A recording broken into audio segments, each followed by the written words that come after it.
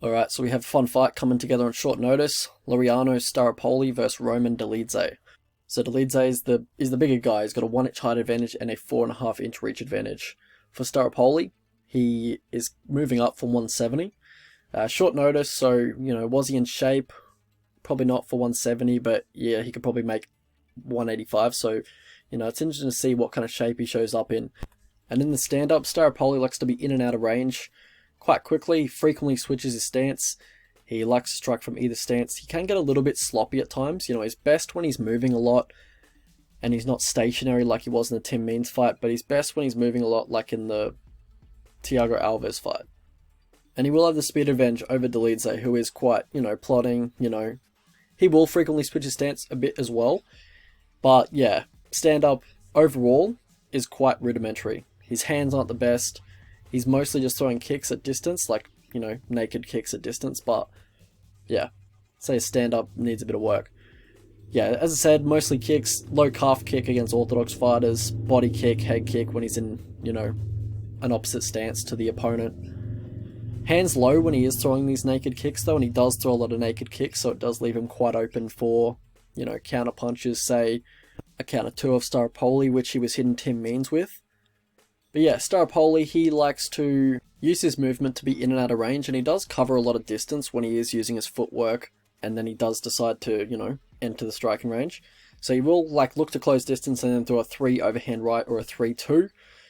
Also a spinning elbow if the opponent is getting a little predictable in the pocket, or when the opponent is trying to close distance a little too aggressively on him, he'll look to reactively spinning elbow the opponent in the face, such as he did in the Tim Means fight, where he got Tim Means, I think, in the second round with an elbow. But he can overextend on his power hand offense quite often, at distance. And I think Dolidze, he doesn't throw many punches, but, when he does, he's looking for the counter 2, the counter uppercut, or the counter overhand. So he'll probably be looking for that when Staropoli is overextending in this fight. But Staropoli, he has nice kicks as well. The body kick, high kick in opposing stances, spinning back kick to the body, heel kick to the face, mixes it up to the body well, just with his punches and his kicks. So yeah, he does work the body quite a bit. And just with Staropoli's style, there's a lot of explosive movements. When he does close the distance, he's closing distance from quite far away at times. So, and he also, does overextend on his strikes quite a bit. So these actions do leave him needing to clinch the opponent often, just because the momentum is, pretty much walking him into the clinch.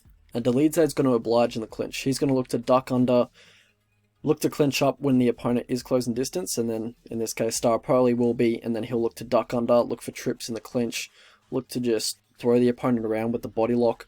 Also has a nice reactive double, which I think he could hit when Staropoli is closing distance. His go-to takedown in the open is the single leg.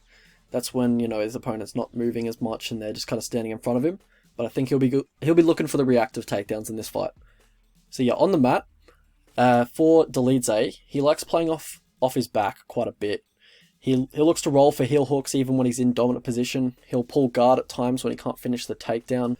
And, Dolidze is a big guy, but I'm not sure if he has the best top control. Like John Allen, he had good top control against John Allen, but John Allen looked a little too comfortable off his back and wasn't looking to actively get to his feet at all, really.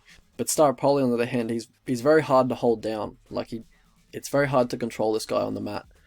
And yeah, he does have good get-ups, but, he can be controlled on the fence for long periods of time. We saw that in the Tim Means fight, I think the Thiago Alves fight as well. And Dolidze, he will look for the wrestling ride in a scramble, as I said, very strong in the body lock position. And yeah, he'll just look to hold you there with the body lock against the fence. Look for knees to the body, knees to the legs. That's pretty much what he did in the Giles fight. And yeah, that's what almost won him the fight. So how these guys win fights, so for Dolidze, he's very big, he's very strong for 185, and he has decent chain wrestling as well. And for Staropoli, he has good cardio, good movement, good volume for 15 minutes. I think he has the definite cardio advantage in this fight. He has good get-ups, hard to keep on the mat, and he has a good chin as well. How these guys lose fights, so for Staropoli, it's when he faces more technical strikers, like Tim Means and Salikov, who just can kind of outstrike him at range and then, take advantage of the wildness of Staropoli. But also when he is the more technical striker, he can get sucked into brawls with less technical strikers. So he needs to find a balance there.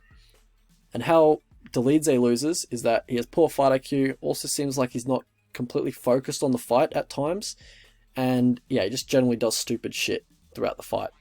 He also gasses after 2 rounds, has 2 rounds of cardio in my opinion. Also strike and defense very concerning, hands low majority of the time. He dips down or dips back to his right to evade strikes, can get quite predictable with, against a technical striker that'd take advantage of that. Also, I think he bites on feints. I think also, someone with better eyes can tell me, but I think he closes his eyes when he is, about to get hit, and that's a no-no in the stand-up. So, yeah, someone with better eyes can tell me if they can see that, but it looks like that's what he does to me. Pass to victory for these two. For Dolidze, look to level change. Yeah, pretty much just basically get it onto the mat. Look to level change under one of Staropoli's spinning techniques if you do get the read on that. Look to take the back when he's trying to get back to his feet, because he will give it basically every time to get back to his feet, but mainly look for top control. If you are going to look for one of your leg locks, if you don't get it, be ready to take the back when he does turn, to get back to his feet or get out of the leg lock. So yeah, if you're going to go for those leg locks, just chain something with it. And for Staropoli, it's basically the opposite. Look to use your movement, look to feint a lot, try and keep him on the back foot. Get in boxing range and then throw combinations and then get back out of range. Also leg kicks, he doesn't check them. Body kicks and high kicks when he's in opposing stances to you. I think the body kick's fine in this scenario because Dolidze, in the past, he hasn't really looked to catch one of the leg kicks and work a single leg or anything like that. He kind of just eats them, so I think body kicks are fine. Look to extend your combinations. Look to catch him as he's moving back, or leaning back, sorry. Look to catch him as he's leaning back once you pop out the jab. Also, for Dolidze, I think the low calf kick to hinder the movement of Staropoli, such as Tim Means did, so the inside calf kick as well. But mostly I think you can use your size against the fence and just really hold him there in the clinch, look for knees to the body, knees to the leg. And if you're Staropoli, you want to disengage from the clinch, and you don't want to engage on the mat at all, really, even if he does pull guard. So, just leave that aspect of mixed martial arts just out of it for this fight. Alright, so how I see the fight going? Alright, so I feel like all the cards are stacked against Staropoli here. I mean, he's got the size disadvantage. It's short notice for him, but not for Roman, as Roman had a fight booked already. He's got 2 losses in a row. He's probably getting cut with a loss here. But yeah, definite respect for taking the fight when his back's against the wall. Definite respect. One guy's moving up from 170, and the other guy just moved down from 205, so Dolidze is definitely going to be the bigger man in there. But, Staropoli isn't a small 170er. He's probably around, mid, he's around the middle, but yeah, he's not a small 170. But for sure, yeah, Dolidze does have the size advantage and a big strength advantage, in my opinion. The first time I taped Dolidze was for the Giles fight, and I thought he's a really bad KO waiting to happen, just the way he defends from strikes. And I had Giles by KO, by KO, but then, Giles' fight IQ reared its ugly head in that fight and prohibited that from happening. But yeah, also, Giles doesn't really let his hands go enough, but on the other side of the coin, Staropoli, he's more than happy to throw combinations in the pocket. I think it's going to be fairly competitive on the feet. Depends on the game plan of Staropoli, honestly, but yeah, give him the advantage on the feet pretty much with whatever game plan he decides to come in with. I think he'll be quicker, he throws combinations, he's going to catch Dolidze as he's leaning back, so I think he can exploit the strike and defense of Dolidze, plus, not to mention he has the better output as well. But yeah, just with the way Staropoli enters range to unleash his combinations and unload his kicks, he is quite open for the level changes of Dolidze, and that's what he's going to be looking for. So Dolidze, I think every time Staropoli enters range, I think he's going to be looking to clinch up and then work his takedowns from there. Giles' athleticism saved him in the scrambles against Dolidze, and I'm expecting Staropoli to have, somewhat of the same success there because he is quite athletic as well. I also rate the get-up game of Staropoli more highly than I rate the get-up game of Trevin Giles. But yeah, I can absolutely see Roman just size bullying him on the fence, or just like grabbing a rear naked choke when Staropoli's trying to get back to his feet. But I'm actually going to pick Staropoli to win. I think the pace that Staropoli is going to fight at is going to gas Dolidze out in probably under 8 minutes. I think he's pretty good at fighting through fatigue, like Dolidze is, but I think Staropoli has just a big cardio advantage is going to be putting it on him in the third round, late second. I think Staropoli wins the third round basically every time these two fight, unless he has like zero ground game. But yeah, because that's why I wouldn't go big on Staropoli betting wise, just because I don't really know what Staropoli's bottom game even looks like because he's so hard to hold down.